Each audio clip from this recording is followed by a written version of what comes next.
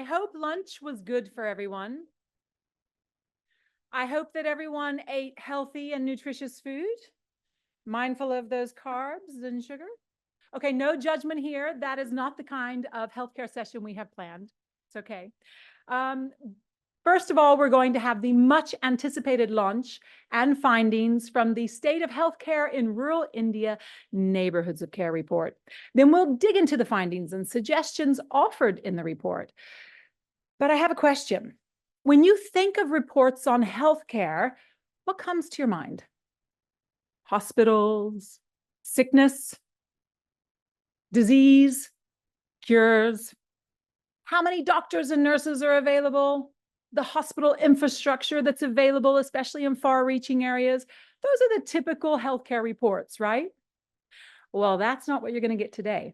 We've got something quite different that's actually quite paradigm shifting, because often we don't think about health as something that happens at home or something that happens to the individual or the family or the community, especially in a time when our societies are shifting so much and we have many people migrating away from their families, leaving vast numbers of elderly people behind who are in need of healthcare.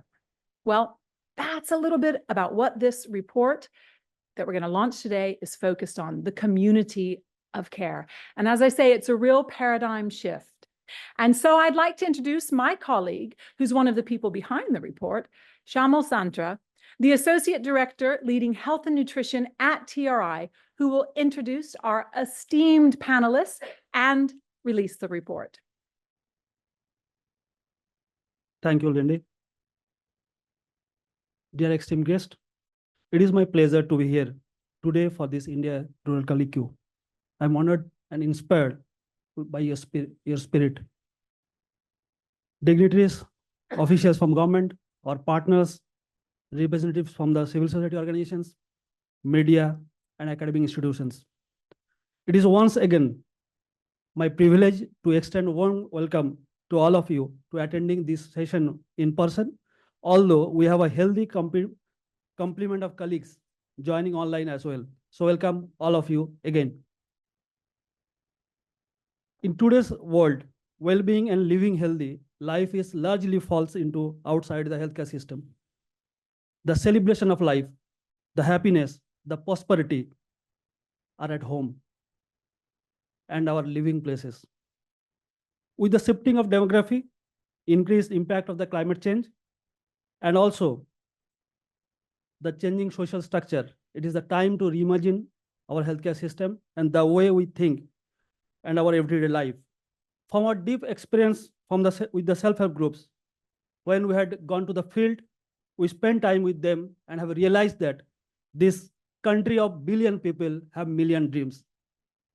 And it is the time to connecting the dots, bringing their dreams together and relook into our approaches, that how as a country, as a nation, as a society, we are standing with our mothers, we are standing with our sisters, we are standing with their fellow citizens. It is the time to reimagine it, look into a new way, that how we celebrate the life, we are not focused into the diseases and the other part of life. Therefore, we call it, there is a life. If it is health, health is about celebrating life. And if it is about health, the health is where our home is. So that's the starting where we are redesigning or imagining the idea of neighborhood of care, a concept which explores the role of individual, the role of family, and the community in playing an active role in preventing, curative, and the therapeutic care of a healthier lifestyle. It will require co-creation, co-execution, co-evolution with the communities, with the people, and more than that, connecting their dreams with our nation's dream. With that, today, we have an extreme panel to be joined with us. Let us welcome Dr. Major General Professor Atul Kotwalji to the dais, the Executive Director of NHSRC, to deliver and join us today. With his distinguished military and academic career, his focus into the strengthening health system and policy advocacy to the improve the healthcare system. Sir, please, it's our honor to that you are here. Please come to the back.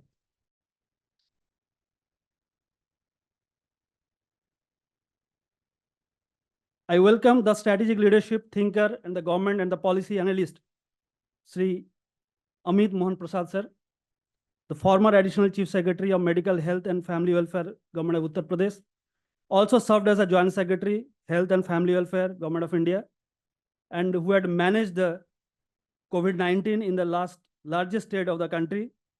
And his distinguished long career, he has a vast experience in the public administration and governance. And with us, we have the prominent public health expert of India, involved in policy making and program implementation in the national and international level, who doesn't need new introduction, who is teacher for many of us, Dr. Narendra Kumar Arora. Sir, please join us.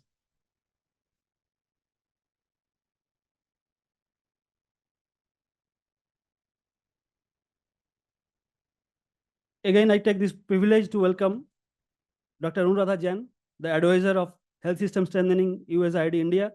She works to improve the healthcare delivery system and ensuring the equitable access to the healthcare services across the India.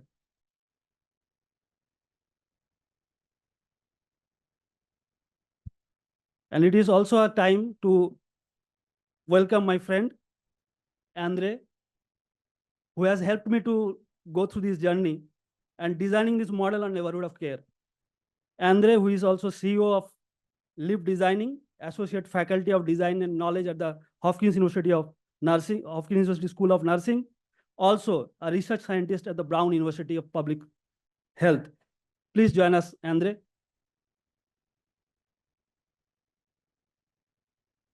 And with this, all this start with me in the dais, I will again welcome Medha Gandhi to moderate the session and take us to the next step. And over to Medhaji. Thank you very much. Welcome all of you.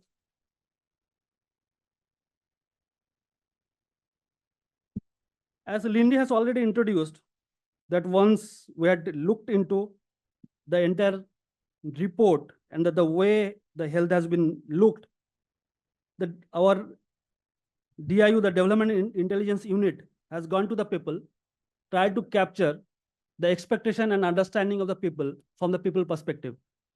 I will request Sandeep to come here with the findings, and before that, I'll release all of our distinguished guests to release the report.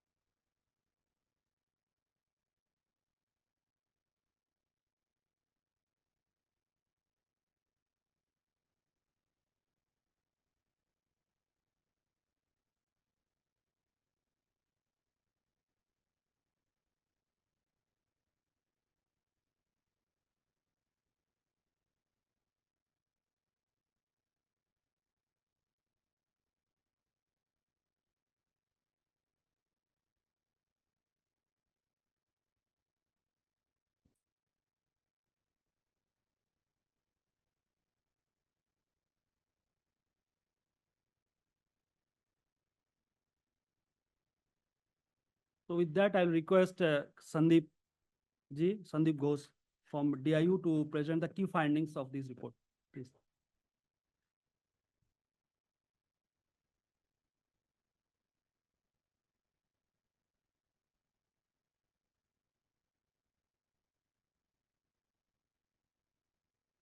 Thank you, everyone. It's always tough to be the first speaker in the post-lunch session. But hopefully some of the findings would be able to raise some sort of interest among each one of you.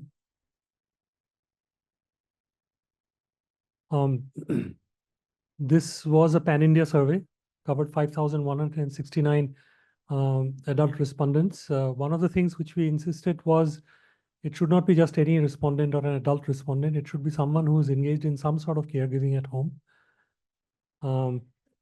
Out of these, There were 2,262 households picked through a quota sample basis, where there was at least one member in the household who is incapable of looking after themselves and therefore needed constant attention. There were 323 people in the sample with at least one pregnant woman and 844 households with at least one infant who also needed looking after.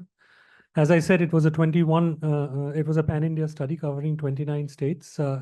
The circles give a rough estimate of the size of the sample across states. It was a telephonic survey using 37 telecallers across states, and we used the sample provided through Sambodhi Panel's platform. The first section is kinship. I will quickly take you through some of the findings of the report of the survey. We also looked at, if you look at kinship, it was one of the things which we wanted to study was see the immediate neighborhood in which people stay. And we found that majority of the households we went to stay in an environment where the neighbors are also from the same community. Very few are from the about 20%. It was a minority are from the same community. It was a mixed caste neighborhood, was about 34%. And some of the people, of course, there will always be some people within a survey environment who refuses to give answers to certain questions. Next. The primary caregiver at home, well, 73% of the households where elderly members need constant care. So the majority, about 95% or 96% of the people prefer that it's a family caregiver should be somebody who is from the family. They don't source it from outside. And predominantly, it's 72% of them are the female members of the family. Only 3%, if you look at it this way, and this is rural India. I'm sorry, I should have mentioned this before. This is not urban India. This is rural India. Actually acquiring external paid professional help is down to only 3% in rural India. Volunteers or professionals from the community, getting them to come to help out looking after the people who need constant attention at home is only 1%. Someone from the neighborhood, some acquaintance or somebody coming in is just 2%. And as I said, 94% are people who are from the family itself. Next. Hiring, as I said, hiring of professional caregiver was very low, only 3%. In families with individuals at home, less than 3% use paid service. We do that. But we asked them that if this service was made available to you, then how many would be interested? Well, 60% would not be interested at all. They still would prefer that somebody from the household be the principal caregiver. Some percentage, about 1 in 4, said that they would be happy to seek help from a professional caregiver, provided it's free. They're not willing to pay for the service. Only 4% were actually willing to pay for a professional caregiver service sourced from outside. As far as social bonding is concerned, we looked at people and their associations within the neighborhood which they stay. About 30% of the people actually have some sort of SHG affiliation. 6% have Mahila Mandal affiliations. A lot of them have 4%, 3%, 6% are members of some religious groups or social groups or political groups. But most of the people, that is about 50% of the people themselves, have no or their family members are engaged in any activities which is said to be done in a group. And 45%, whereas less than half of them could confirm that even in these groups, when they meet, do issues on health actually crop up, and they actively discuss issues of health. Next. Geographical location, which is also one of the important factors as in neighborhoods of care. Because one of the hypotheses that neighborhood of care brings forward is that where you're located also depends on certain amount of your health-seeking behavior, because certain attributes are there within accessible distance, and certain practices are there as a demonstration effect within your surroundings. If you're in a very remote area which has no facilities and where there is no practice of taking care of oneself other than your own labor work, then it's highly unlikely that people would actually take up any one of these. So in an all India level of everybody taken together, as you can see, that very few people actually, most of the people, almost 50% of the people said that, they work in the farms themselves and that's all the exercise that they need. They don't practice any sort of exercises. Otherwise, around 10% do practice yoga or freehand exercises, but that's about it. Some people, some of the elderly did say that they go, about 1 in 4 did go for leisurely walking in the afternoon, but the majority of the people don't take any, they don't have any fixed routine which they follow to take care of themselves to stay fit. Next. Popular de-stressing activities, it's very unfortunate, and this comes across not just in this study. I can't claim it this to be the only findings of this study. Several studies have shown us that the alternatives which are available for how people spend their downtime in India is in rural India is very, very limited. So most of the people either are chatting with their neighbors or watching television or using their mobile phones to play games. You have to take, I mean, what is noticeable is that less than 1% could pursue an interest or a hobby, like singing or playing a musical instruments or learning how to dance. It just doesn't exist there. Less than 1% actually has that chance to do so. Next. Access to wash and related activities. Yes, this is probably one of the better indicators of work that has been done by the government. Clean drinking water access itself was pretty close to 90%. When drinking water from source has to be treated, only about 33% was saying that the water that they drink had to be treated. Rest of the water doesn't have to be treated. They drink it themselves. As far as toilet is concerned, within the premises or within the homestead land itself, close to 92% has it. We looked at quality life experience and we looked at it in 3 statements. These statements was read out to people and they had to agree or disagree with the statements based on their own life. So the first statement that was prompted to people was, my present state of health does not prevent me from doing what I like to do. And 3 out of 4 people agreed. 3 out of 4 people said that, yes, I mean, my health is good enough for me to actually go out and do what I like to do. I regularly do things to maintain and improve my health, like control my diet or exercise. Well, most of the dark blue color that you saw was actually controlling diet, because we have already seen people don't exercise too much. But about 61% males and 58% females say that they take some sort of control in their diet or exercise regularly to take care of themselves. Perhaps the third one should be of great interest to people. These days, most of the time I feel anxiety and worry, and this impacts my state of mind. And we can see a fairly large segment of the people here who actually agreed to this statement, saying that there is a lot of anxiety in their mind and that is affecting their day-to-day activities. Next. Mental health, anxiety and worry impact mental health much more among the older cohorts. We looked at it by age. If you look at it by age, 18 to 25-year-old male, the first 2 are male and the second and third one are female. It is the older cohort which is much more anxious about their life. There's a lot more, they suffer from a greater degree of anxiety than the younger cohorts. Next. Environmental sanitation, if you look at where they stay in terms of their drainage availability within the village, open pakka drainage covered with slabs is 80%, open pakka drainage which is uncovered is 40%, closed drainage is only 5%. Most of the others are open. They live in a situation where there is no drainage or it is open kacha drainage. If you look at type of waste disposal systems available in the village, most of the places there is actually no fixed waste disposal mechanism which has been initiated by the panchayat. Most of them, they either dig a pit and throw it there and burn it, and that's about it. Next.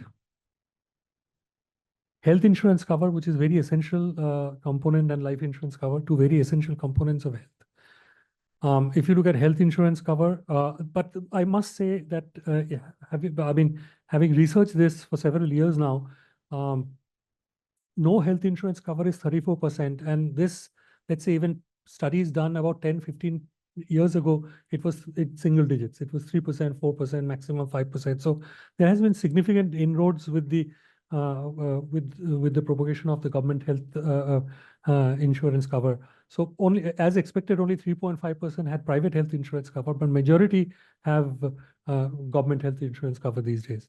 Life insurance cover is much lower. In that way, 61% don't have any life insurance cover. 23% are starting to get cover under PMJJY or PMSJSY. Next. Proximal institutions. And this is actually the health services. Availability of healthcare facility within the panchayat. Respondents' opinion on this was, we asked them that if it is located within the village or within their panchayat, well, health facility with a doctor, 49%. Yes, it's located. And this is not just government care facility. This is any healthcare facility. About 50% said there is a doctor available within healthcare facility.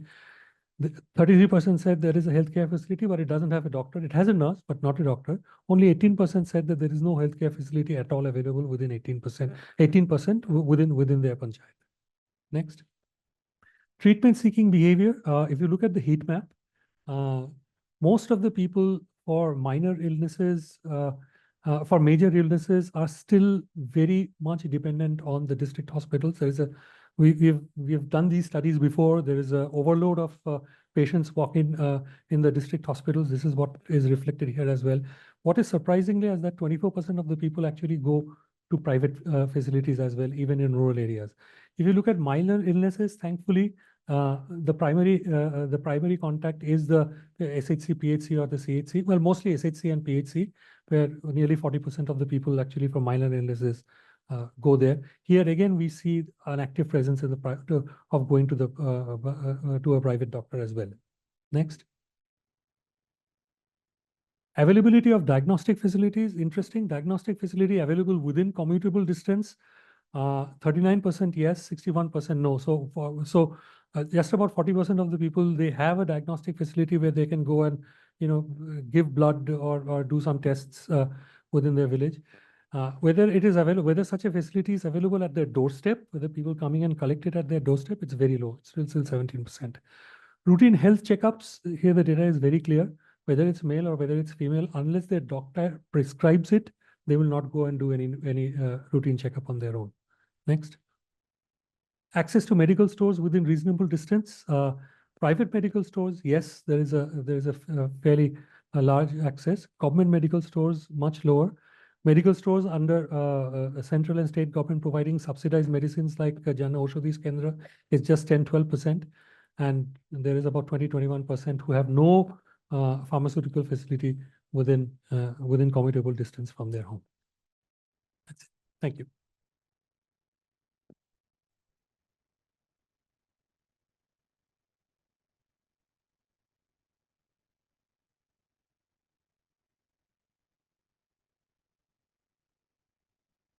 Thank you for those very insightful findings. And I think every time we look at whether qualitative data or quantitative data, it brings us a different aspect of how people are perceiving healthcare and how the health system is providing healthcare. And today in this panel, we have people who indisputably understand the healthcare system of the country at the national and the state level best. I don't think there could have been a better group here. But what I would request for you to do for today, going from the background that Lindy had set for us, to look at health system in a non-traditional manner. We've been trained over the years to look at the health system from the lens of where is the policy, how are we looking at a tertiary, a secondary, a primary care, what are the illnesses that we are going to be treating, what are the modules for ensuring that we have the capacity to support our providers in that. Let's forget all of that for now. Go to what we were hearing, that how are people perceiving what health is to them, what well-being is to them, and how we can sort of define getting to health for people the way they want it. Also, the way we visualize as individuals, health is a function of how we are feeling, how our family is feeling, when do we want, how do people make decisions around care. So let's look at it from that perspective. It's challenging when you've got a whole country to think of. As somebody who's held the program at the helm at the national level, worked in a state like UP today, sir, you are managing the whole, policy support of the government of India. So when we think of this and position it from a person's point of view, I'll come to you, Professor Kotwal, first. Having worked in the defense for the longest time and now looking at the public health system, what, according to you, from an individual's point of view, could be a definition of health and well-being? And how does that individual perceive a health system? It's a philosophical and a complex question. Um, Out of syllabus also. Okay. So, no, thank you. Thank you for the invitation to begin with. There's a few points regarding the study which I noted. I think I'll come to that later on. Health, WHO has got a definition which I think we all are aware. So I think for individuals, instead of using these jargon, everyone wants to be socially and economically productive. That's, I think, one thing which people look at. That's what the health means actually. The other things come later. If you take the Maslow's pyramid also, the rest everything comes later. First is your basic needs and all as such, and that's where the social and economic part comes in. Then comes in the cultural, and then comes in the other basic higher needs and all which come in later on with the as depending on the socioeconomic context also and your needs. So I think that covers that my this thing definition of health for a common man as such. That's what, yeah, for all of us rather that way. What was the other this thing that how what are their requirements from the health system as such? Okay. So requirements as such, you're very right. In fact, I recollect 2014 when we were having initial meetings for the national health policy initial draft and all. That was the committee which was formed. Dr. Srinath Reddy and me and few we were there, and we discussed that that the policy should be what all it should cover, and that's why that's the time we started discussions on this. That what do the individuals need as such? We've been talking about community needs assessment. We're talking about RI approach and all also, PRA approach and all also. But then how much have we really learned from that? And that is why the NRHF news you realize came into being. The village plans and all, and they were made. Even now, many of the villages, when you go, they are being made over there. So people's needs are being discussed over there. Of course, not in all, but in a lot of this thing, you go, you see on a road, they generally draw it also sometimes, and they start writing the requirements as such. So I'll cut the long story short. I think we will, from individual's perspective, I think it's the as as per the one of the schemes of one of the states also, which they say dawa or this thing, dekbal. That's when we talk of the health system. Now with the newer, information available, they are also looking at water and hygiene and indoor air also as part of the health, which is there in many of the areas. It is more, this kind of information is the understanding is more in urban areas as rural, but there are a lot of rural areas, especially in the southern states, where they say that health is not only this, beyond this also. That's what we have seen on ground also. And availability of, again, doctors. So that's why under Ayushman Arogya Mandir, I'm surprised in June, July, when the study was done, I was looking for CHO word also somewhere, probably that, someone would have asked to the Ayushman Arogya Mandir sub-center, how far it was. Because when you said non-doctor, and we have placed a mid-level health provider, and because doctors can't be everywhere as such in this thing, and they are doing an excellent job over there. So that's another thing, that someone who is ready to dispense medicine, if not prescribe, and those medicines and tests are available within the time to care approach. That's what the government is thinking of also. I think I'll stop here for this, right? Thank you. And I'd also like to thank you for the last minute change. I believe we'd invited you for a keynote address, but thank you for joining us for this panel. I think that just makes it a much more deeper and richer. My teacher also here, by giving any keynote address. And Amit Moore sir also has been GS policy, later ACS and community, we've been interacting with them and learning from it. So better. Absolutely, absolutely. So I will move to your teacher, and who's guided all of us in thoughts and vision. So you worked extensively on clinical research. You worked on epidemiological models, public policy. So when we look at it from a framework perspective, I don't think that any other country would have it better than we have it in India. We've got all of our building blocks in terms of visualization. We've thought through on our human resources for health. We've thought through on our community linkages, just as Dr. Kotwal was saying, where there are no doctors, we've come up with the CHO. So, we've looked at all of those blocks. People are still taking the decisions that they're taking. So again, going back from an individual perspective, where do you think is the linkage between following healthy, nutritious behavioral practices at the individual and a family and a community level, as we were hearing? And how does that, and where does that come at a congruence with the health system? And how does that aid the health system? And how can the health system support people in becoming, as sir was saying, becoming healthy and, and have a feeling of well-being?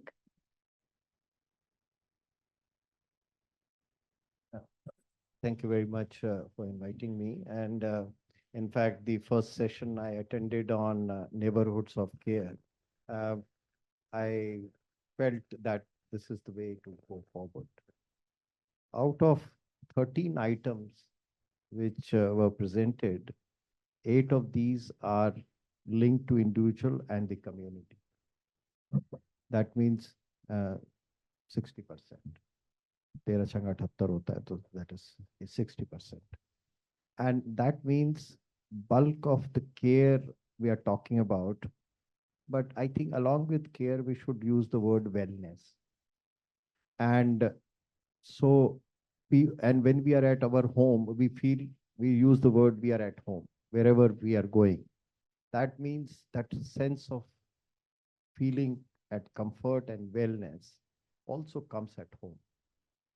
And therefore, the question you're asking about whether it is nutrition related issues or health related issues, my immediate ecosystem is extremely important. In fact, we were in physiology, we were taught that in amygdala, there are 3 areas which get imprinted in the first 8 to 10 years. And that is what sanskar is. One is food, the other is health, and third is our social, cultural, and religious practices. These are 3. Therefore, these 2 issues, when we are talking about food and health, these get stuck. So many of us who are doctors here, but in our childhood, if somebody has said कि दही खाना जुकाम में नहीं अच्छा है, तो वो नहीं खाएगा. There will be strong inhibition. So what I am trying to say is that our immediate neighborhood and even immediate ecosystem is extremely important. And in other words, there are other words also which are called social capital. The results you presented is worrisome to me, in a sense that you are talking about rural population, but only in the rural neighborhood was only how much? 1/3. Popular de-stressing activities was 1/3 was neighborhood and friends and relatives. So it is loosening of even in rural settings, that there is loosening of these social bonds which we are talking about. And the other findings were that only there were 50% people who had no connect with the society around. But the social capital is very important. Now coming to this whole issue, that when I want behavior change, I'm sure all of us have the experience that the catalytic transformation towards behavior usually comes from our microenvironment. So whether it is drug adherence, adherence to the pharmaceutical products, or adherence to the doctor's advice. And similarly, if I want to change my food and nutrition related behavior, the intention is always there, but the catalytic movement towards behavior comes when my immediate environment is working on that.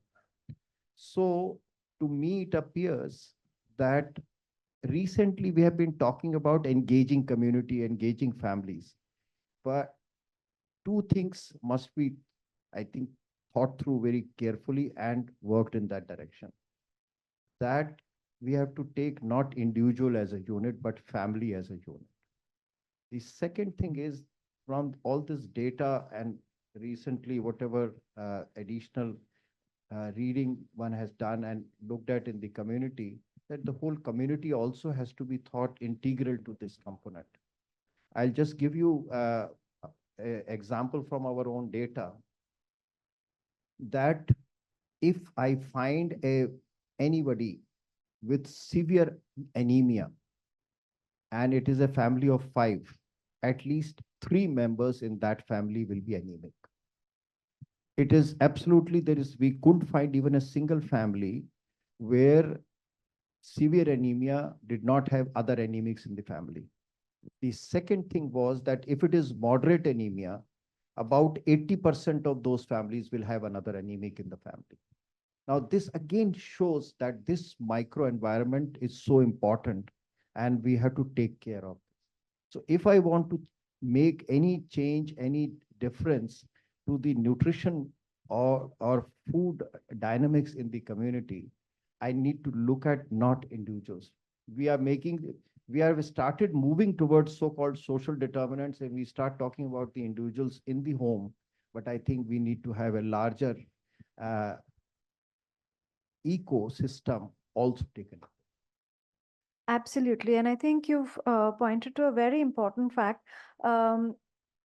Just day before yesterday, there was a similar session in Lucknow, and the MD NHM was also at the panel, and Niranjan presented some data, and he was talking about the fact that the demographic transition that is taking place is at such a fast pace, and the way the rural ecosystem is changing, the systems around family and kinship, the way they're evolving. It's at such a pace that we as practitioners in the public health space are not keeping pace with that.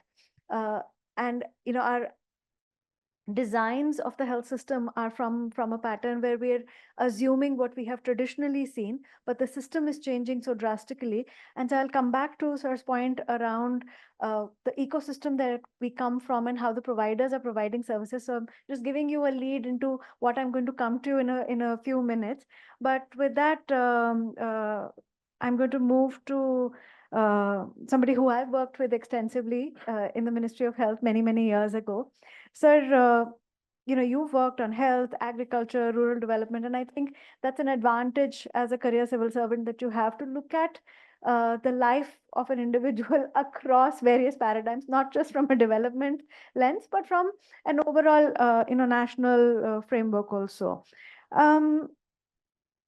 When you look at linkages, right? Because eventually, whatever are the national policies or state level policies that you're looking at, it is to advance the nation and advance the people of the nation. So when you're looking at it from that lens, where do you see community strengths informing public systems, and where do you see that linkage in that whole policy making process? And I know that you've done some really innovative work in UP in the last few years. So if you'd like to talk about maybe I'm just putting words in your mouth, maybe your Million Farmers School initiative or any other initiative, even from the non-development side, I think that will be very helpful for all of us to hear. Thank you very much for inviting me here.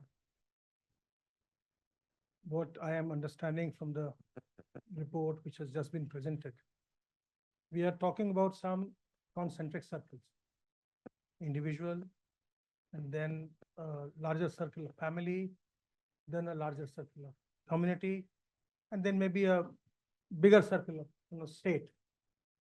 And when I talk about community, then I have other things also in mind, the school system, other things. Similarly, if you look at the health system, you have those concentric circles. Yeah? You have the sub-health center, then you have primary health center, you have the community health center, then you have the district hospitals, district. Now, we all have heard about the social determinants of health, and we know that uh, when we talk about health in terms of, medical care, then the role of a doctor or a nurse or a paramedical staff comes only, after you have kind of fallen ill, and then you go to the doctor or hospital, and then you look for treatment or medicine. But there are, n number of things which are impacting your health, which are causing diseases that for which you run to the doctor, and the doctor has no control over that. Your drinking water or the pollution that is there in the environment. Doctor has no control over this. The health system has no control over this. So therefore, there are many factors where, which are which are non-medical. And you have to look after that also. If you want a human being to be healthy, if you want him to be productive, him or her to be socially, economically, and culturally productive, then you have to look at many factors. Now, it is not health. I have always held this view that health is not something which can be done by the government alone. It always the, government, non-government, and the society at large, in which you include the family member also, and your neighborhood also, neighborhood of care. Shamal was telling me about that. So you just take the example of COVID. What happened in COVID? We have all seen, we have all gone through that pandemic. And you will all remember in 2020, when we had this lockdown, and people started walking back or traveling back to their, states. The migrant laborers, they started coming back to the villages, and mostly people had migrated from the rural areas. And they started coming back to the rural areas, and there were, a lot of apprehension also. At that time, you all have gone through that, what kind of atmosphere was there, what kind of suspicion. Nobody was, talking to each other. Nobody was ready to, shake hands or meet or whatever. And so much so that, we had to face a habeas corpus petition, writ petition in the Allahabad High Court. Why? Because I'll come back to the migrant issue. So during the second wave, when it was very bad, you all know that it was very bad, and in the hospital, someone died, and at that time nobody was looking after the dead person also. The son did not attend to the father, did not come. The body was, cremated. Maybe hospital staff did that, or whosoever did that. And then after the wave was over, they filed a writ petition that where is my father's body? So that was kind of thing. So we said that, were you concerned about your father when he was admitted in the hospital? You were just not concerned. And now you were hiding in your home, and now, something has happened, and now you are fighting it. So that was the kind of, atmosphere at that time. So in 2020, when people were returning from Gujarat, from Maharashtra, from other states, and a lot of people migrate from Uttar Pradesh and Bihar. So we had more than 40 lakh, migrants coming back to the state, and they went back to the villages. So do you think that the government alone could have looked after that huge number? So it was the community. We were only providing, some assistance in terms of, ration for 15 days or some facilities, medicine, etc. But the psychological support, the social support was coming from the community, and everyone did a fantastic job. The village heads, they arranged the school building where they could be quarantined, because even the family members were not able to take them in straight away. So everybody said, no, he's coming back from Mumbai and there is a lot of infection, so he will not come home. So then he had to be put in a facility for 15 days quarantine, and then the family members taking him. So who was arranging all this? So the community came forward. So government was assisting, government was providing the medication, medical care, government was providing ration, government was providing other things. But the community was also working. So the public system and the community, both when they joined hands, that gave us the desired results. Otherwise it was such a bad pandemic, that bad phase, that it was absolutely impossible for just one section of society or one segment to look after that entire thing. So that is something which I wanted to tell you about the community. Now, I'll give you another example, an interesting example from agriculture. So way back in 2016, okay, so we came up with this idea that we should start a new scheme for farm pond. So farmers were given some, they were being given some subsidy, and they were asked to construct a pond in their fields, because in Bundelkhand area, it is not largely irrigated. So the rain water would collect there, and then the irrigation will take place. If you are familiar about, most of you are from urban areas, those of you who are from rural areas, you know that, if you are cropping, if you're farming paddy or wheat, you require a lot of water. Many times you have to irrigate. But if you are farming, let's say, oil seeds or pulses, it doesn't require those many irrigation. Just two water would be sufficient. So if you have a pond in the farm itself, then from that water you can irrigate your field if you are cropping oilseed or pulses. So I asked the department officers to come up with an estimate that how much will it take to construct a pond in the field of the farmer. So we started with a smaller size pond, which was 22 meters by 20 meters by 3 meters, 3-meter depth and 20 length and width. So the department came up with an estimate of 1,05,000 rupees for that pond. And they had their overheads. So the contractor will make this, and contractor will have its profit, and there is a schedule of rate of PWD. So they worked out 1,05,000 rupees. So we took that proposal, we sanctioned it. Then it so happened that after we launched the scheme, so I had gone to Jhansi. So some farmers met me. So what was the scheme? That scheme was that government will give you 50% subsidy. So the farmer had to pay 2,500 rupees, and the government will give 52,500, and the government agency will make that pond. Okay. So when I went to the district, Jhansi, so some farmers met me. So I told them that, look, you always used to say that irrigation is a big problem here in Bundelkhand, so we have given you a very good scheme.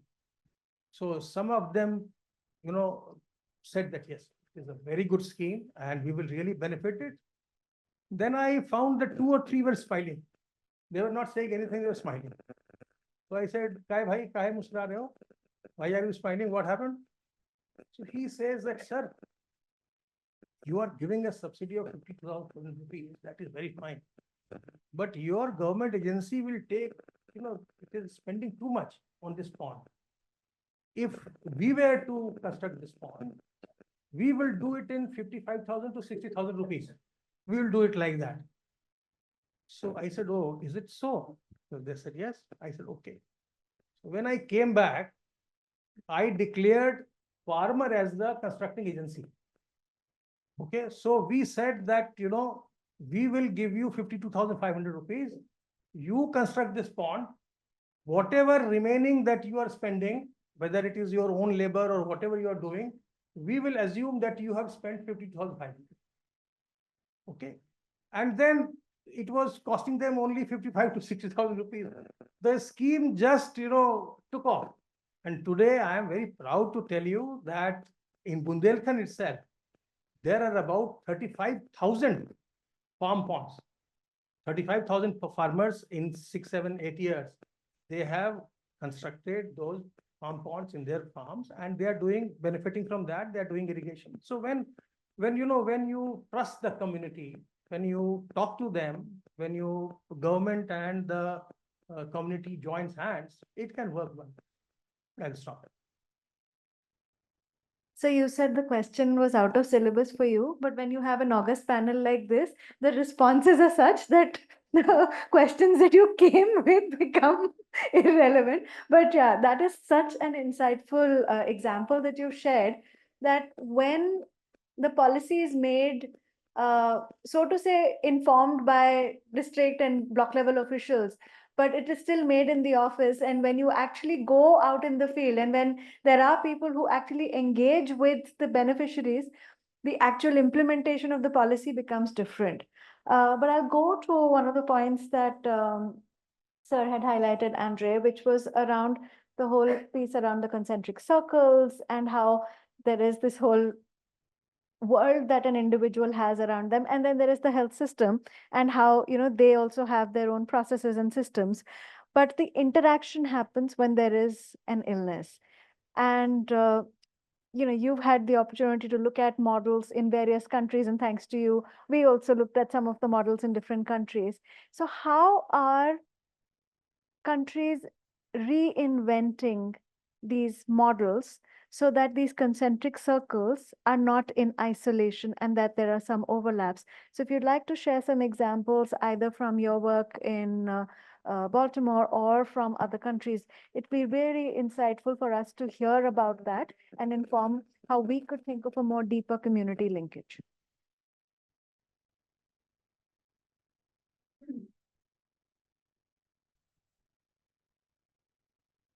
Good afternoon, everyone. Feels really good to be here in this panel, be here in India, sharing a conversation with all of you. So thank you for inviting me. Before I start, I want to make a small correction. You said that in this panel, everybody knows a lot about public health system. I'm a learner. I don't live here, so I'm constantly learning more and more here, and I'm here to continue to learn.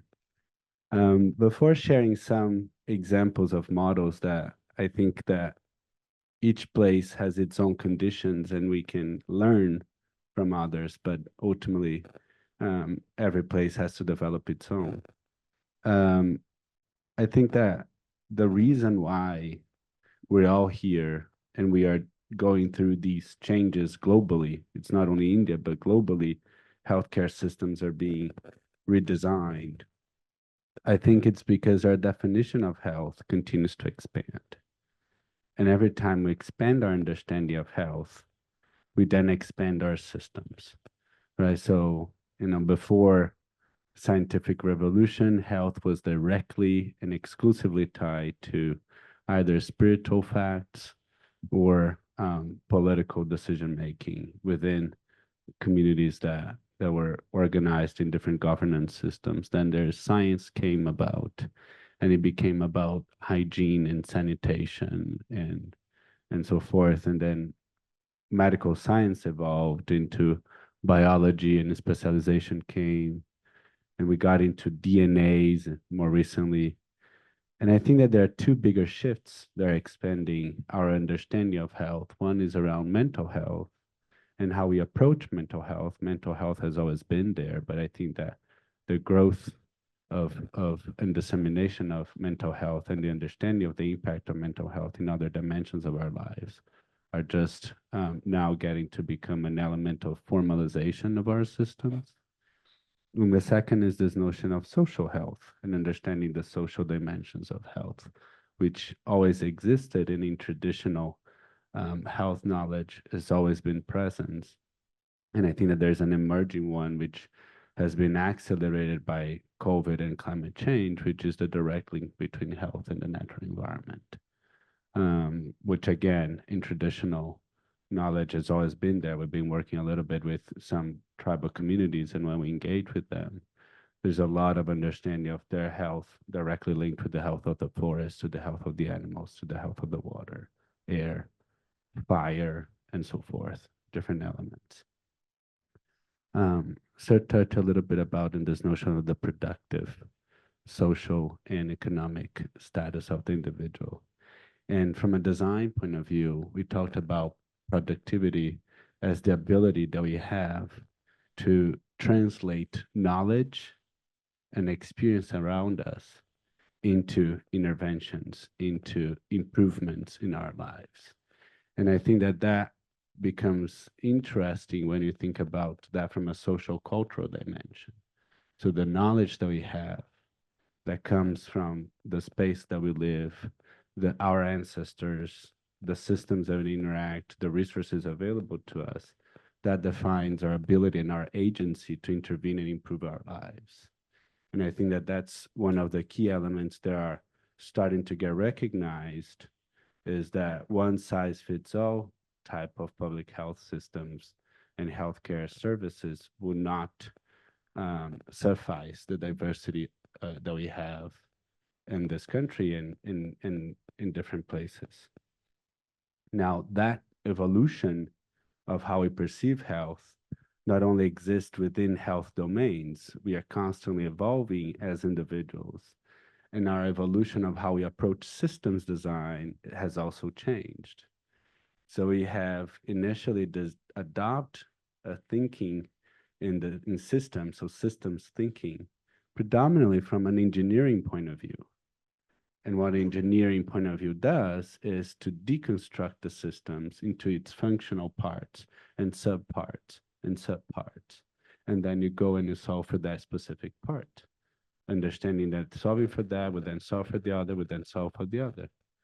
More recently, we start to embrace a more ecological view of systems, where the relationship between the parts become as important as the parts themselves. And I think that that conceptualization has been seen in the conversations that we are seeing here, whether, intervening through farmers to improve health, whether this is engaging with care providers outside of the medical field or the healthcare system, or engaging in financing that changes the way that we are able to improve our health outcomes. So I'm going to talk a little bit about 3 different interventions that I have seen. There are many others. These are not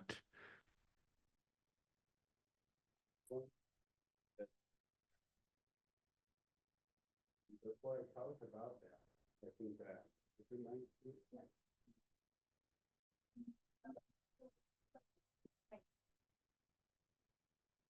I think there are a couple of principles that inform these interventions, maybe not explicitly, but implicitly they are there. One of them, and you see that they all come from this ecological understanding of systems thinking. So one is diversity. There's no ecological system that is not diverse, that is sustainable, that is not diverse. So diversity in disciplines of care provision, so healthcare workers, ASHA, nurses, doctors, technicians, that's all required. But also into the types of services being provided, right? So mental health, social health, clinical health, and etc. You've seen an understanding and a shift to regionalization.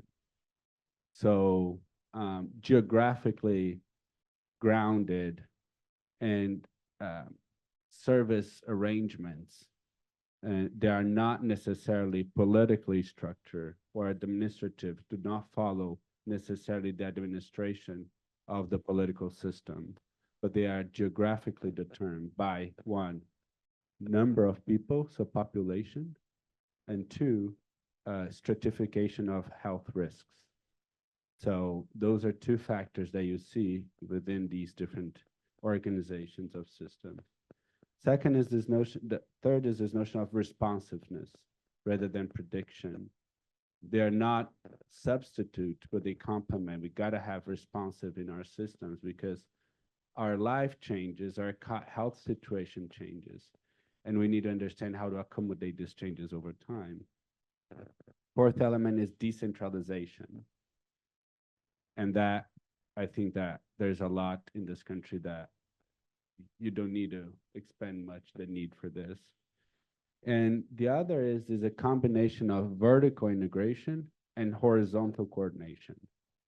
And I think that that's what it's interesting. So within that, I'm going to quickly talk about SUS. So SUS, that's the Sistema Único de Saúde. That's the unified health system in Brazil.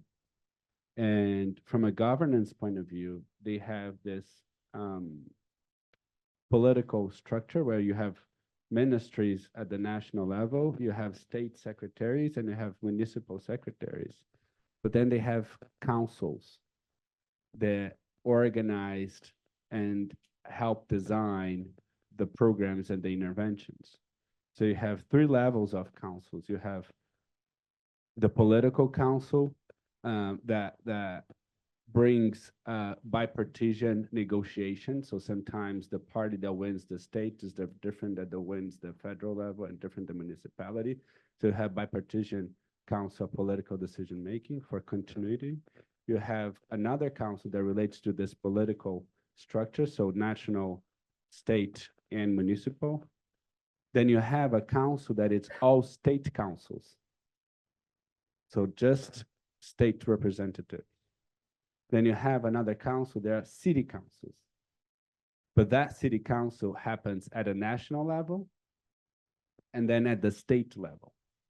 So you have within the state, you have city councils, and then those decisions that get into the city council of the national. So you have a decentralization, but also a horizontal integration at multiple levels, as well as a vertical integration. So I think that that's an interesting governance model.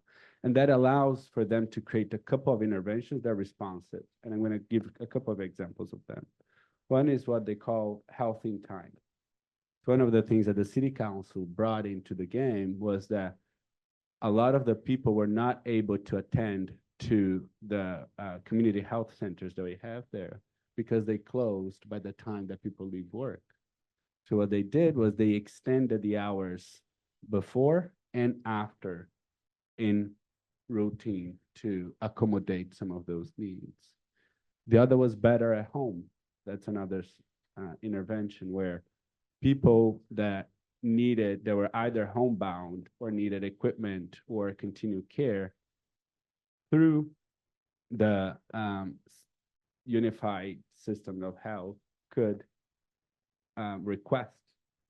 And what it's important is that this unified is a public system and is organized under the framework of human rights. So it's a right of the citizen to have an integrated and unified system of health. And that means from primary care up to surgery, specialization, at-home care, all of it. Then another interesting point of responsiveness was that initially they created a standardized system of, well, here will be the community health centers. There they call the units of basic health, where these are places, small clinics in the communities, various neighborhoods across the city, the country. But what they realized was that these units were being filled by different requests and that they needed to organize these systems. So then what they created is the unit of ready, it's, I don't know how to translate that, it's pronto atendimento, but that means that it's basically emergency rooms in the communities. So only emergency, where they stabilize people there in the community before they go. And that's separate from the basic in the community health centers. Then there are interventions for communities that live across the rivers where there is no roads to achieve. So health is delivered through boats, and there is schedules, there's arrangements, and there's all of that. So this is one example. I think a second example that we've seen is in Costa Rica. And there are a couple of interesting points. One is Costa Rica in 1995 shift. And what they created was a zoning for health, which is separate from the political zoning. And they created 106 zonings based on population and health risks. And they create a panel of nurse and community health worker and doctors. And then they created these what they call health areas inside the zones, which then have different ratio according to the health risk with the number of home visits. So the community health workers, for people that are level 3 risk, 3 visits at home per year. Level 2, 2 visits. Level 1, level 1, 3, 2, 2, 3, 1. So it reverses. And that is visit at home unsolicited. You go to check. And if you see their data system, they have notes of, Miss Maria, the lady that lives there, she owns a very mad dog. So for you to get it to her home, go around, knock 3 times in the back, watch for the dog and come back. There are notes literally at that level. So if they tend to have place-to-base services, so there's a relationship being built over time between the population and the health system. But if that changes, that situation is described in there, and then the health provider can. And that process of implementing and redesigning the health system started in 1995, and in 2019, a study was done, and they realized there were 13% decrease in mortality rate. 13, over 13 years. And what that did, and then they have all the different like rate, age separation, disease reasons. They realized that most of them are related to cardiovascular disease, cancer, respiratory, and diabetes, so non-communicable diseases, which is the primary function of primary care within that system. And they realized that within that 13%, when they separated per age, they realized that 1.7 times higher was the improvement in mortality rate among 65 years old and older compared to other ages. A key interesting point in that system is that its implementation does not lie within the Ministry of Health. It exists within the Social Security Agency. So the Ministry of Health provides the guidelines, but the implementation is within the Social Security because it's directly connected with food, housing, transportation, and all the other services. They are Social Security services. It's not separated. Lastly, I think that just an example of this, these are examples of the manifestation of how we are expanding our understanding of health, and they all involve social health, they all involve mental health, and etc. But also how we are rethinking the systems and the structure of the systems. In the United States, I recently joined the Johns Hopkins School of Nursing, and they are under the vision of Sarah Zetton, the dean, and a fantastic team of people, not only within the Johns Hopkins School, but it's a partnership between 4 universities within the state of Maryland, 4 schools of nursing. And they are experimenting this with bringing a dyad of a registered nurse and a community health worker to every zip code in the United States. And that is while this combination has been implemented in many countries in the United States, this is flipping the entire system on its head, especially because there's very little public health systems there. And we are trying this in Baltimore, and we are already seeing decline in 911 calls, decline in emergency rooms. And it goes all, not only health indicators, but for example, there are people there that were not seeing doctors for years because they had lost their wallet and they had no identification card and they couldn't be enrolled in any of those. And then the community health worker goes, connects them, facilitates that, and all of a sudden that person quality of life improves, significantly. So these are a couple of examples and reflections, and I know that here in India, this is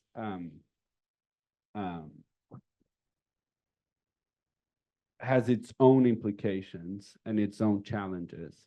And I think that, nevertheless, I don't think that it should prevent us from pushing further.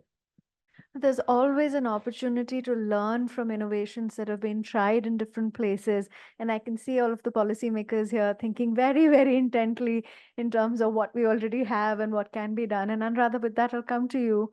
You've been working on health system from a system side, from a design side thinking. So do you want to, having heard Andre's examples from different countries, talk about some of the innovations that have been tried? And after that, Amit sir, I'm going to come to you to just build a linkage around, we have these national schemes, National Health Mission, NRLM, and where could be some of those points that there are existing linkages that could be leveraged further. So Anuradha, over to you and then. So, Minda, thanks for inviting, but I'll start with a disclaimer. I'm sitting with a row of mentor and teachers. So I am on the hottest seat possible at this point of time. Starting with an example, I think Andre did a great job. Social security and responsiveness. I think I'll start with that. So one of the examples that we see, and a lot of examples around COVID had been given. COVID saw that there was a reverse migration, and in the urban areas also, people were leaving because social security was not there for them.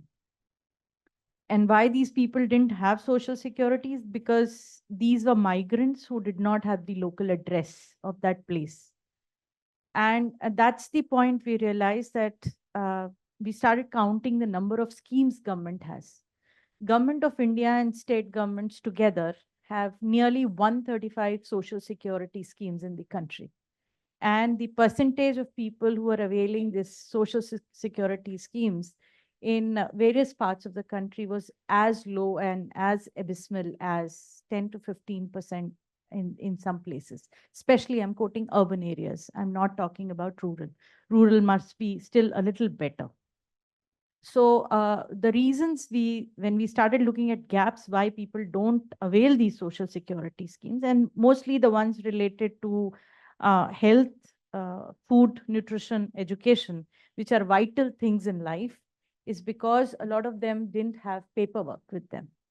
And paperwork was not there because these centers, these local centers, these are called CSC centers in a lot of states, were not either functional or dominated by touts. So that was the whole problem that we saw. And that's how we thought of this innovation through a partner called Haq Darshak that came into being. They have a very small, simple app. Anybody can access the app, fill in their profile in it, and see what are the schemes they are eligible for. Based on that, if you have the paperwork, fair enough, they will take you and help you get the scheme. If you don't have the paperwork, they'll help you get first the paperwork done and then access to the schemes. And what we realized, this was tried out in Delhi, Indore, and few other places, that the number of social security scheme availed by especially women, girls, and disabled went very high up on the ladder. So, this was an indication to us that there should be something that we need to do within the systems to help people get the social security scheme. Initially, people had a lot of doubt on these people who were coming. They thought they are another set of touts who are coming to them. And the municipal corporation head of Indore and the district magistrate of Indore came to our rescue. They gave space to these people within the campus of the municipal corporation office and allowed them to sit outside health and wellness centers in Indore city, where they were operating along. And they started with actually helping them avail the PMJ scheme for higher benefits. And that's how people started building this trust. And now they are even, when our program is an exit phase, these people are now charging a nominal fee, but people are happy to give them these 25, 30 rupees in comparison to the touts who were charging them in thousands and still not getting their work done. So the learning from this process is people do require social security schemes. People are ready to avail them. They need channels to avail them. And if our system actually starts supporting not this particular organization, but the system per se is built around it, it would be of great help. That's one example that I wanted to quote from what Andrea just. The other one is responsiveness, systems responsiveness. And now here, I'll give you an example of two innovations that we have done. One innovation comes from Arunachal Pradesh, and we have this TCM district in Arunachal Pradesh, which is highly tribal. The deliveries in the health system, in the sub-centers and the PHCs were not happening. And the result of which was that a lot of people who were posted there had started moving off of these, and skills were lost over a period of time. So the government of Arunachal reached out, and we actually started working in that area. And we did some evidence generation again in the field. What we found out was very stunning and very surprising, that people do not go to the health and wellness center or the delivery point because they wanted to deliver in a position which was very different from what the hospitals offer them or the facility offer them. So they wanted to deliver in a sitting or a standing position. The hospital was offering them a lying down position. And the hospital was differing that we will not provide a sitting and a standing position because that's not allowable. So we had to do very little. There's a midwifery course that exists in the country, and the midwifery course actually approves of such delivery mechanisms. They say it's possible to do it. We got the staff back, tried and start the training with the help of health systems in the state. Now these facilities are again functional, and a lot of people are coming, and the staff is actually facilitating these deliveries in these TCM districts. The state has taken over the model, and we are moving out of the model now, and state is now funding it. There were two things involved in this process. One was agreeing to what the community wanted, the responsiveness of the system. And the second was a bit of differential and decentralized financing that was required over there to let the system operate in its way. So that's again what Andrea had said. And the third example comes from a family care model that we implemented and now is a national model in the country for TB. We started with TB. And that was a model that Noora Health was implementing for MCH. But we thought this model can help us with implementation in TB. And we took that model, and for TB, a lot of people become defaulter in the first 2 months. And the reason is that they can't tolerate the drugs that are being given to them.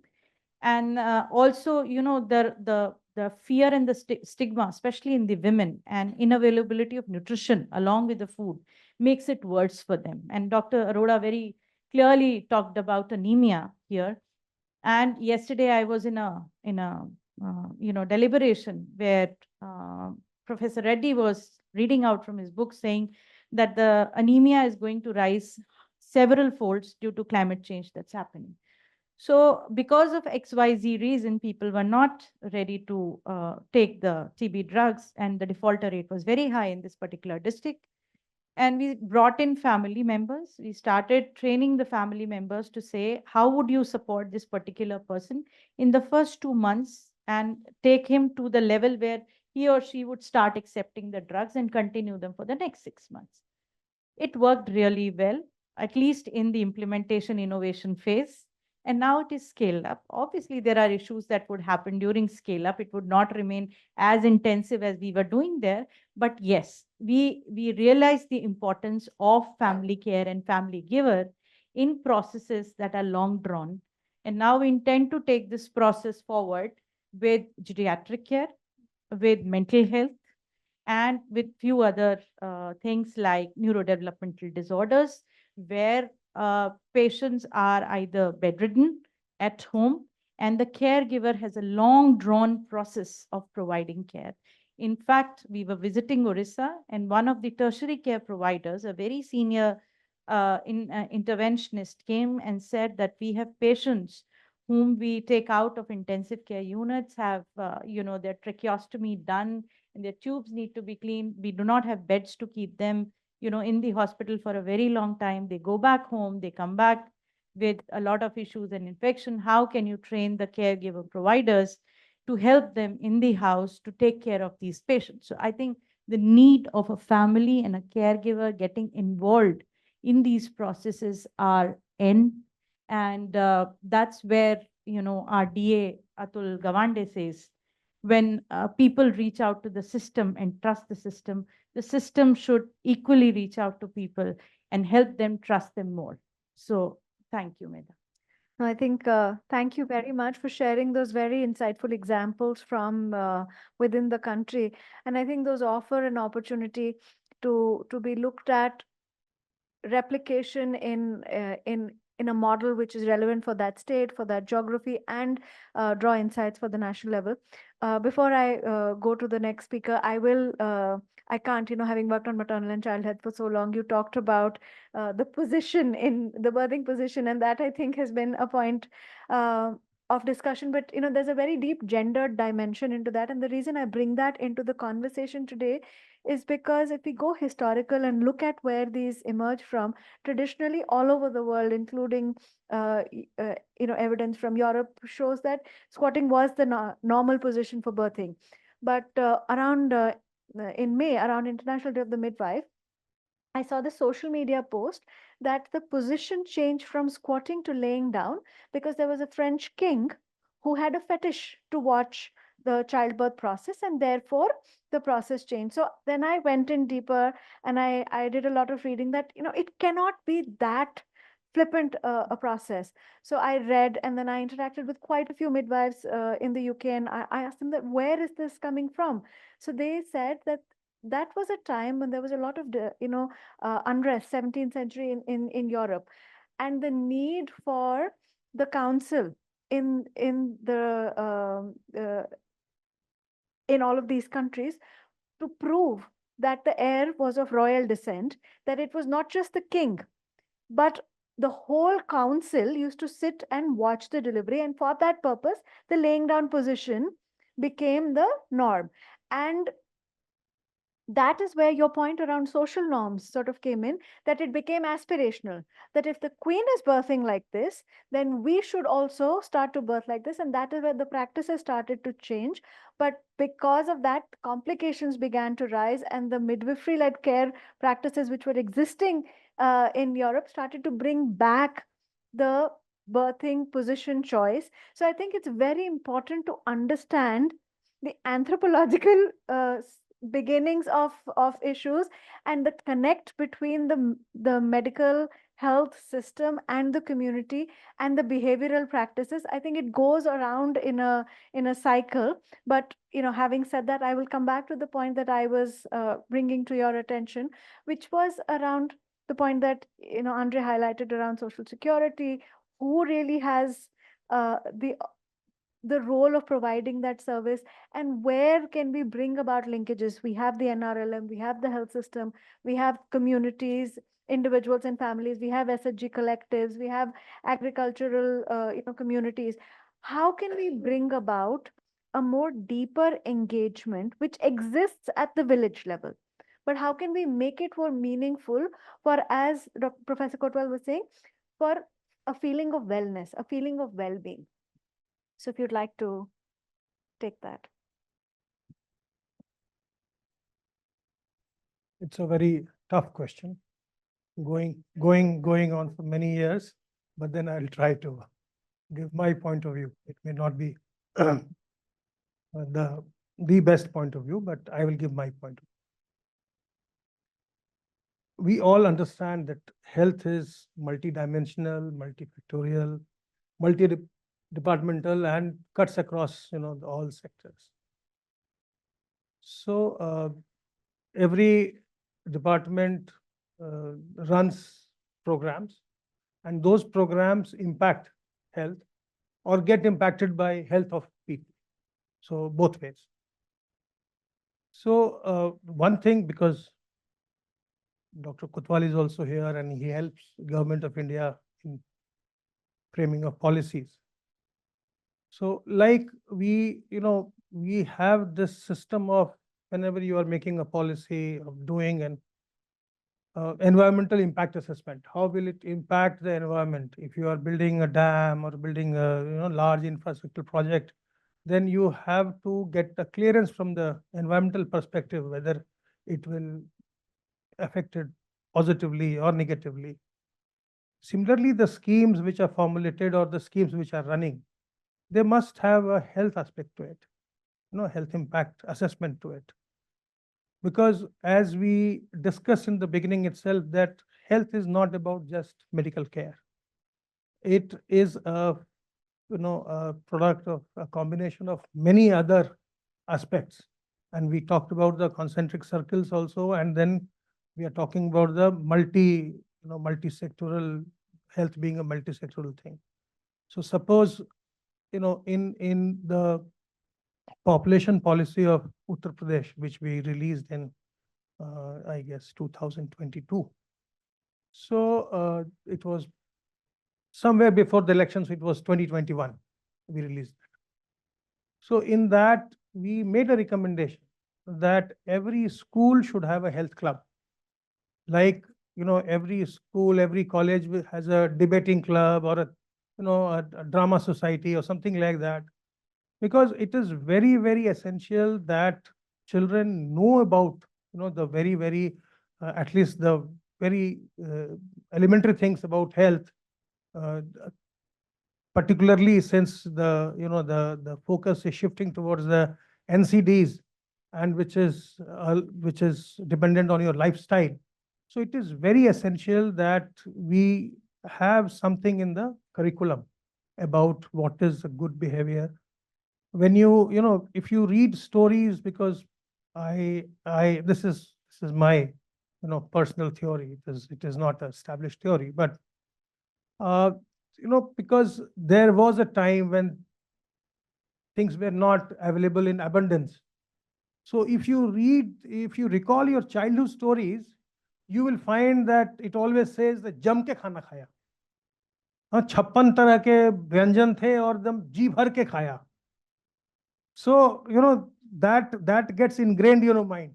So whenever you see some good food, you tend to overeat, jam ke khaya. Whereas if you are told from the childhood that no, thoda choda, पेट थोड़ा खाली रखा, you did not overeat, you ate less than what you could have eaten. So if that gets into your habit, then probably you are healthier.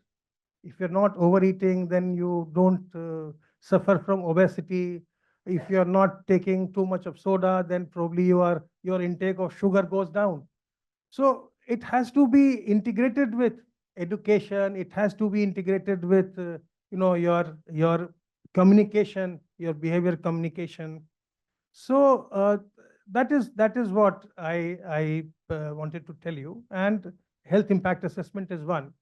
The other thing in presentation, when it was the report was being presented, I was very, very surprised when somebody said Mr. Sandeep was presenting. So he said that when we asked, then 49% of the Gram Panchayat said that we have a doctor. I was absolutely stunned. No. I understand that. No. So what my feeling is that the community is counting quacks also as doctors. It is absolutely not possible that even public plus private combined, 49% of the Gram Panchayat in this country can have a doctor. Absolutely not possible. Your point is confirmed because in that table, there were only 2% which talked about quacks. So you are right, this misclassification. This misclassification. And then Andre was also talking about the geographical classification, and I am of very firm view that we have this norm for setting up the health system going on for the last 50 years. Dr. Saab will correct me if I am wrong, but a PHC for 30,000 population, a sub health center for 5,000 population, a CHC for 1,20,000. When were these norms set? I don't think less than 50 years ago. Okay. And we are still stuck with that. There is a case for reimagining it. There is a case for revising it. What is happening, generally speaking, for the public hospitals, for the sub-health centers and for primary health centers, you have to get land free of cost. Okay, you don't procure land, you procure land for construction of irrigation canals, you procure land for bridges, you procure land for roads, but you don't purchase land for sub-health center. So as a result, what happens? As a result, the sub-health center is established 2 kilometers away from the village in the jungle because there is no free land now, or wherever. So, why do you want to have new sub-health centers? Why do you want to have new PHCs? You change the norms. You expand that building and say that instead of 30,000 population, the PHC will serve 50,000 population. You have now better roads. In the last 50 years, you have better roads, you have better communication. Why keep that norm? But that will require the human resources for health norms to be revisited. No. It will not. It will not require that. Why? Because if you are going by the population norm, then you have to have 5 PHCs. So if every PHC has a norm of 2 doctors, then you require 10 doctors. If you have only 2 PHC instead of 5, then you will have 5 doctors into 2. 2 into 5 and 5 into 2 are the same thing. Okay. So you will not need to revise the human health resource norm also. But then you will make life simpler because people know the existing health center. People know the primary health center. You add 2-3 rooms to that and increase the human health resource, increase the number of doctors and nurses. So what happens is today you have a sub-health center, which is a single A&M manned center. So if she is not there, then you go and you come back. Then you have no trust. You don't go second time. You say, oh, gaye the, kuch dawa wa mili nahi, there was no one. But if you have a contingent of 3 or 4, at least 1 or 2 will be present. Yeah. So if you go there, you get some services and then come back. So you have to reimagine the entire thing. Why so much insistence on outreach service? If you look at the sub-health center, then 5 days the A&M has to go to the villages. Why? Just go out for 3 days. Let the people also come. 2 days she sits at the sub-health center, and now that it is being converted to health and wellness center, and you have the CHOs also, which is a good thing to do. CHO, in a way, indirectly, the government has now kind of said that, okay, nurse practitioner is all right. They could not have said nurse practitioner, so they have called that BSc nursing person CHO. So you have to, you have to reimagine the entire thing. You cannot be stuck in time. 50 years ago, you set up something, some norm, and then you are continuing with. What is the point in that? You expand, you make that infrastructure itself better and put more manpower, then let people come. Yeah. If you provide assured services, people will come. You all are very well endowed. The thought of falling sick, must be creating anxiety in your mind. Everyone's. I have been joint secretary in Government of India. I have been the additional chief secretary. So many doctors know me. Even then, I am afraid of falling sick. कहाँ जाएंगे यार, किससे बात? तो इसलिए मैं doctor सबसे खूब नमस्ते नमस्ते करता रहता हूँ कि डॉक्टर साहब कैसे हैं, क्या है भाई, ये कहाँ जाएंगे? So everybody has this. So you at least you should have a place where you get assured services. Today you go to the PHC, you go to the sub-health center, you are not getting any service. Nobody is present. What is the state of PHC? The pharmacists are running. The doctors will not go there. You can have all kind of theories on paper, but doctors will not go there. The pharmacist is running there. So if you have 4 doctors, then you will get at least 1 or 2 doctors there. So reimagine the entire system, revise it, revise the norms, don't get stuck in time and move on. Thank you very much. I think Your message has resonated very actively, and we know that people are not sleeping and they're actively listening to us. But on that point, I was very keen on going into another anecdote from your point around eating 100% to 80%, but I'll probably come back to that if we have more time left. And Anirban, that comes from a suggestion you made to me for watching a Netflix documentary around the blue zones, but we'll talk about that later. Uh, what sir was articulating around revisiting norms. And I think that is something that the government of India has always been intentional in doing in terms of policy design, looking at how we can reinvent, looking at making sure that programs are current and are reaching the populations that we aim to serve. So in the original cheat sheet that I had sent to you, I talked about the role of think tanks and NGOs and how there can be more collaboration, which has again on paper existed in the way Government of India has always worked. But I'm going to add one more nuance to that. As we are talking about this whole partnership with the user, with the individual, even including aap hum, how can we be more part of that conversation? How can we bring in the voice of people who are actually needing that service with the evolving scope of services? The traditional requirement of services continues, but with the evolving need of health services, the whole concept around well-being, Anuradha was talking about neurodivergent issues, we're talking about mental health issues, we're talking about newer illnesses coming. How can we be more inclusive and really hear the voice of people and making sure that we are being respectful and geographically significant in planning?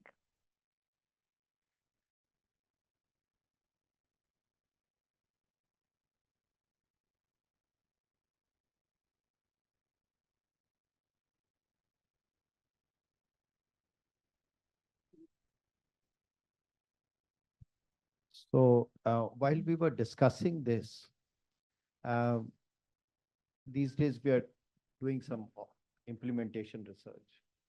And one of the principles we are trying to look at it is to map chain of events. So I thought if we have to re-engineer the whole health system and have to bring in this whole concept of neighborhoods of care, integration with health system and linkages with health system, I thought we might think on two things. One is this concept of chain of care providers. So when I'm sick, somebody is providing me care at home. Somebody is giving me medicine. Somebody is providing me food, water. So if we we map out chain of care providers, going right up to the policymaker, because policymaker is also a provider. It may look remote, but actually it is a provider.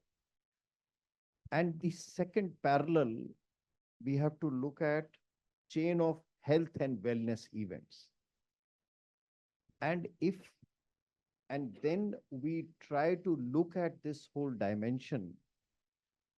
Where are the weak links which require either community side strengthening or health system side strengthening?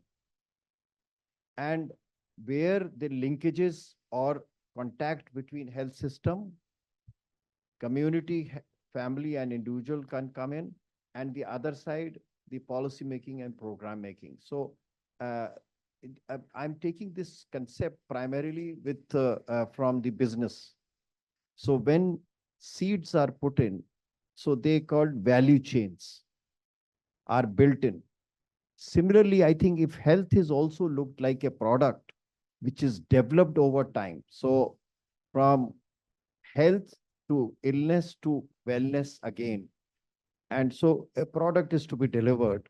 So if I look at this whole dimension in a business form and map out chain of events, either for care providers or the other is of health events, and then try to look at issues, I think we will be able to get a better sense of neighborhood of cares, neighborhoods of care on one side, and then this seamlessly amalgamating or getting mixed or getting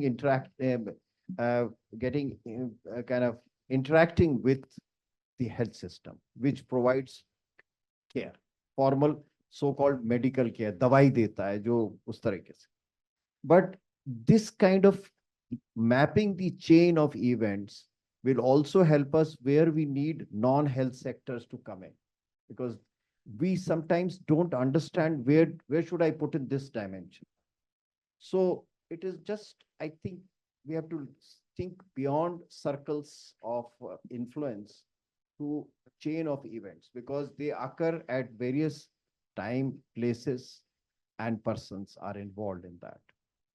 And then a business model can also be built in. How we can see efficiency to be brought in, where investments to be made, and that might help us to look at this whole system and not looking in isolation, neighborhoods of care as a separate issue, health system as a separate issue, and policy making and programming as a third dimension, and the overall ecosystem.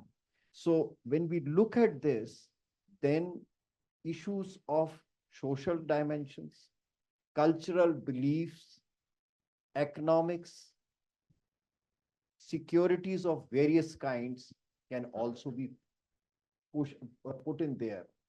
And I use the word of social capital. The importance of social capital will come. Amit bhai just now said कि doctor साहब से phone करके बीच में बात करते हैं कि वो होता है, that is social capital. We do, all of us have that.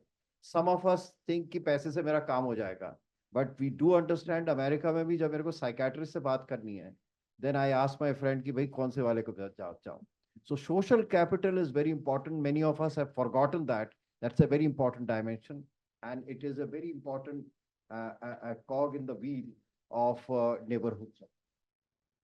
I will stop at that, but that's what I was thinking during this time, that something of this kind probably needs to be looked at and a broader framework can come in.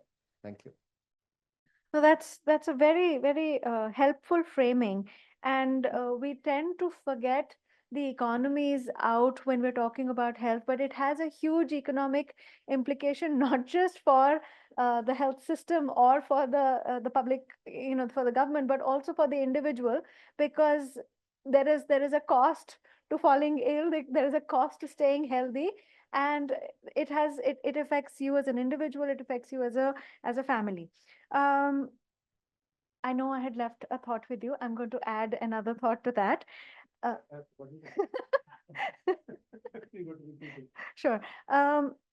We were talking around behavior change and the investments in that. And one of the points that day before yesterday, the MD NHM UP was making was that towards a sustainable health system and ensuring saturation of health system, it's important to look at also the behavioral practices. So, sir was mentioning that the social construct that we come from and the ecosystem within which we grow has a huge implication on the kind of work we do, the services we offer.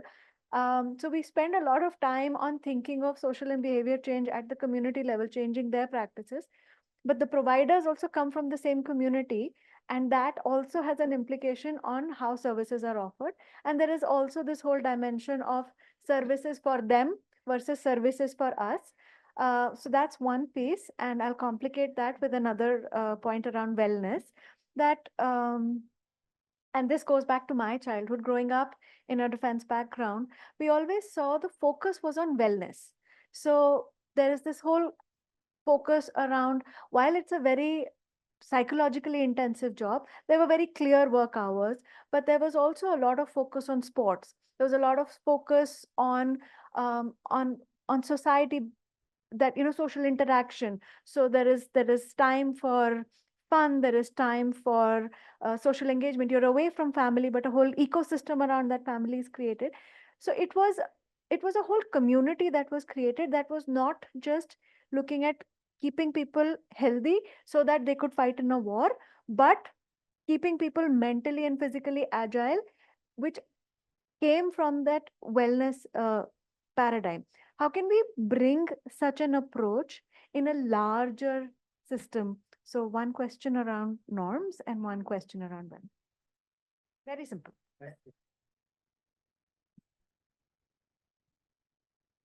Thank you, Dr. Mehta. Yeah. So in fact, by listening to all the other panelists, great, a lot of new learning. And I thought probably I'm in a place where after a long time, I'm sitting in a panel which is not, managed or doctored, because the questions, you seemed like you reminded me of Karan Thapa's interviews and all. So I thought probably these are genuine, and we never that. But then you mentioned the cheat sheet. So I realized that I'm the only one without that cheat sheet here. so, so you okay. So To give the so- keynote address, which okay, we yeah. changed. So so I'm to blame. Yeah. Okay. Good. But then I couldn't have done that. But anyway, now coming back to this. So but thanks a lot for this, because what I've been thinking is, last couple of years in the health and where I am, we have been, looking at strengthening the entire health system. We've tried to add the seventh building block of community processes in that, and a lot of efforts are being done on that. But sitting here took me back to several years during my MD days and also during my postdoctoral days, in which I spent 1.5+ years with Dr. N. Kuroda sir and 1.5 years in JNU. And I started, recollecting all those and subsequently the other discussions and all. That's where the behavioral part, started coming to my mind. That there have been various theories also. We started Bandura's theory and all, subsequently went into the trans-theoretical model and all. That what are the healthcare seeking behaviors and what are the health seeking behaviors? I think that's what, when you talk of the neighborhoods of care, you need to first go back to those roots. And no one is talking about those, the health seeking behavior and healthcare seeking behavior, the decision making processes within the family, within the community, and within society as such. And who is prioritized and who decides that who will be prioritized and where do they go? Your study, we must commend that there is a study as such, but then again, the telephonic interviews, a lot of biases, inherent biases in that, and that one has been really actually brought out very clearly about the misclassification of the providers as such. But then again, to look at what are the providers right now. So if you look at the current scenario as such, with the ASHAs since NRHM, and now with more than 10 lakh as such over there, their involvement with the community to understand the people as people in totality, and the CHO-led sub-health center Ayushman Arogya Mandir with CHO and 2 ANMs or 1 ANM plus one male multiple worker, where someone is available all the time. So that's the kind of, the ecosystem which is being made. And I really liked Andres mentioning about that. And that's what reminded me of eco-socio-epidemiological approach. So that's what I think neighborhoods of care should look at, that eco-socio-epidemiological approach. And that will probably also force the government and the planners to move away from technocratic solutions in each and every for each and every illness or each and every condition as such, or even state. Like health, we don't talk about in epidemiology, we don't talk of disease as such, it's states. So that's what probably will force everyone to try to understand the community needs and also the behavioral parts, and also, the dynamics as such over there. And to strengthen this dynamic further, the neighborhoods of care, the linkages with Dr. Arora sir mentioned, I think linkages has to be with the Jan Arogya Samitis and Mahila Arogya Samitis. Jan Arogya Samitis we have in rural areas at sub-center and PHC level. And even Rogi Kalyan Samiti at CHC and DH level, wherever they are, they need to link together with that instead of working in silos or creating a new kind of, the care continuum of some new part of body as such over there. And of course, we also have the self-help groups. That's another linkage which we are asking JAS and all to link with those self-help groups. The rural livelihood mission era and all, again, which you mentioned very rightly, with linkages. But then again, last 3.5 years, I'll tell you the number of times we had meetings with the ministry concerned of NRLM and Ministry of Health. I think we planned for 4 or 5, but we have only 2 interactions. So that's the intersectoral coordination when we think of how to make that. Under NHM, we have the mission steering group where all the concerned ministries, including social determinants of health and other ministries, are part of that. So we have a mechanism at the national level. At state level, we have State Health Society. At district level, Health Society, and also at the DMDC is supposed to review and call all the other ministry representative at district level also. So there is something is happening, but needs to be done more. And so that needs to be strengthened while we are talking of the neighborhoods of care and then involving the community as such over there. The other thing was, the wellness, yeah. So there, uh, whatever we say from the modern medicine, the Ayush and all traditions, there have been oral traditions also. There have been a lot of other traditions where पेट दर्द होता है तो कहते हैं अजवाइन वाला पानी पियो, and such kind of traditions are there as such in every household, and they vary from tribal areas to rural areas to other urban areas, even north, south, central, everywhere. So I think those also need to, we need to, probably strengthen more, or probably try to understand those at those level, and integrate even Ayush also as far as the wellness component is concerned. Yoga, we tried, the government has tried as wellness and yoga and all, but people are more fond of cyclothons or walkathons or some other things and all instead of yoga. And yoga is currently taken up as an exercise kind of thing, not as yoga as such. But even if it's taken as an exercise, at least some wellness is there. And at the same time, in wellness, school health program is being revised. So Niti sent us some draft and all, and we gave her comments and all. So that's what another thing which we added from NHSRC was that in schools where there is a, PT or games period only for half an hour a day or half an hour twice a week. So what kind of wellness are we talking right now? So there, I think we need to probably look at our curriculums and also start from inculcate from very beginning the wellness and other activities. And as you rightly mentioned that when I was small, I remember that we used to be out of the house from after coming from school, after some initial homework, we used to be out of the house. The only stipulation was ki reach home before the sunset or before it gets dark. Otherwise, it used to be locked out also, and it happened many times. It's a different thing altogether. But that's a kind of networking, that's a kind of activity and all. And I was in Gold Market. I remember walking up to Nazafgarh and coming to South Delhi and all also in group of us or cycling and all. So that kind of activity was there, which is not there anymore. Especially now with the social media, we're getting more and more isolated. And your study also has shown that even in villages it has reached. So that wellness and well-being, that has to be brought in. And we have a lot of yoga practitioners and people who are, as it is, knowledgeable as such on these. We need to leverage those. In Ayushman Arogya Mandir, we said, okay, you'll have 10 wellness sessions in a month, and you hire a yoga teacher as such. You gave certain money, but the amount is too small for people to travel for a yoga practitioner or teacher to travel up to sub-center Ayushman Arogya Mandir. We have some at PhD level, but very few at the sub-center level. So we need to strengthen this also. I think I'll stop here. I hope I have been able to answer but I think another thing which you forced me to think was that probably in my first question, that's actually a very philosophical question which you asked, and I answered in a very medical manner as such.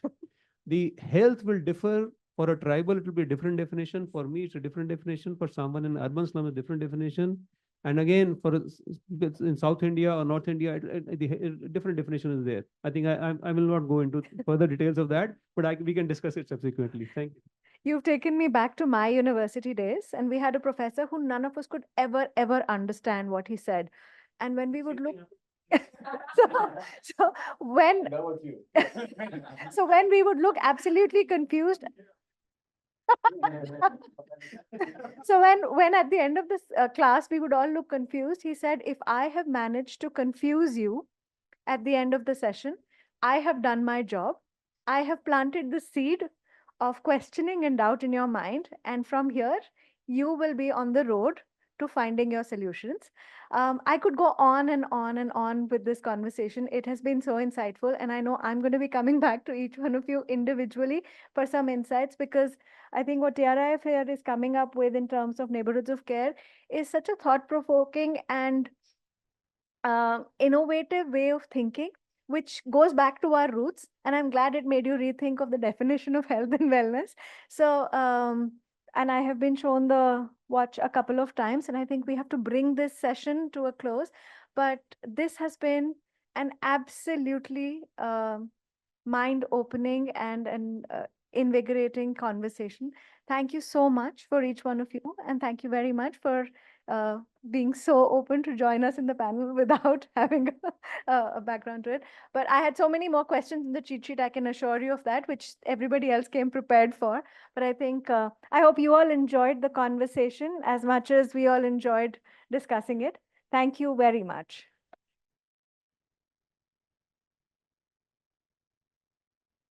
Wow, thank you so much. That was really, really an enlightening and fun way to end what has been an action-packed day, taking health beyond the hospital and into the community and showing those linkages. And also some really insightful and interesting examples from Arunachal Pradesh to Baltimore. Never mind the royal birthing norms of our patriarchal European monarchs. So very interesting, a fitting way to end a very packed finale today that had gender safety, youth opportunities, also digging into the importance of data and development. But what about the rest of the week? Did you guys log on? Or maybe you were in Bhopal or Ranchi or Raipur or Jharkhand, Lucknow. Maybe you were in Delhi across the way on Saturday at Alliance Francaise for the Rural India Film Festival by Village Square.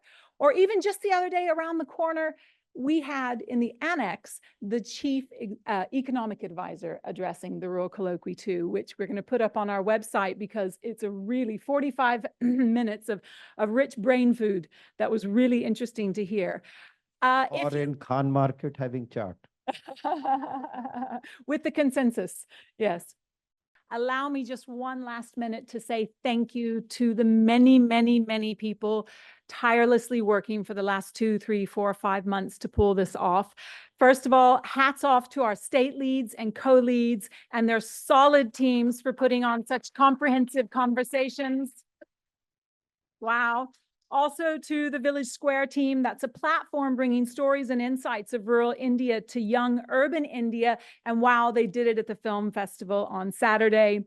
And okay, thank you.